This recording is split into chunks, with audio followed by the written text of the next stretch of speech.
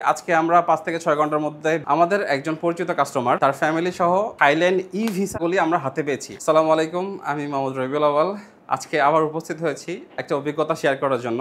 Recently Thailand নিয়ে বেশ কিছু আলাপ আলোচনা চলছে, তবে আমাদের একটা সুন্দর অভিজ্ঞতা আজকে শেয়ার করার জন্য এখানে উপস্থিত হয়েছি। আমাদের একজন পরিচিত কাস্টমার তার ফ্যামিলি সহ আজকে সকালে আমরা তার অ্যাপ্লিকেশনটা সাবমিট করেছি।